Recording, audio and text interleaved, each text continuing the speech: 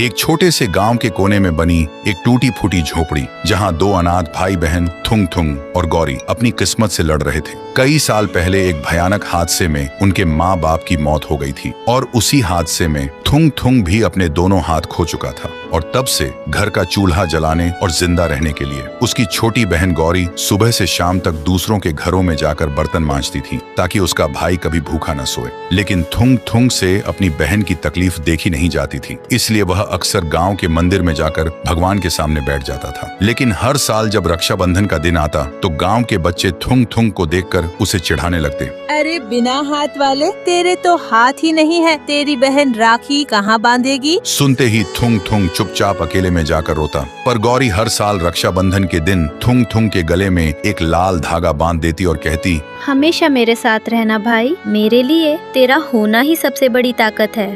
लेकिन एक साल रक्षाबंधन से एक रात पहले किस्मत ने ऐसी करवट ली कि सब बिखर गया। गौरी को तेज बुखार ने घेर लिया। वह बिस्तर पर बेहोश पड़ी थी और उसकी सांसें धीमी पड़ती जा रही थी। थुंग थुंग मदद के लिए चीख चीख कर गांव वालों के दरवाजे खटखटाने लगा, लेकिन किसी ने दरवाजा नहीं खोला और हार कर वह अपनी बहन के पास लौट आया। अपनी बहन को इस हालत में देखकर पहली बार उसे अपनी लाचारी पर इतना गुस्सा और दुख हुआ कि वह टूट गया। वह न तो अपनी बहन को गोद में उठा सकता था, न उसके माथे पर ठंडी पट्टी रख सकता था और न ही दवा लाने के लिए कुछ कर सकता था। अपनी लाचारी से टूटकर थुंग थुंग दौड़ता हुआ गांव के मंदिर में पहुंचा और घुटनों के बल बैठकर रोते हुए चीख कर बोला, मैंने आज तक तुझसे कुछ नहीं मांगा माँ, लेकिन आज पहली बार कुछ मांग रहा हूँ। मेरी मासूम बहन को बचा ले माँ, बदले में मेरी दोनों आंखें ले ले, मेरी जान ले ले, लेकिन मेरी बहन को कुछ मत होने देना माँ। तभी हवा तेज होने लगी, आसमान में बिजली कड़कने लगी और मंदिर की घंटी अपने आप बजने लगी। फिर सुबह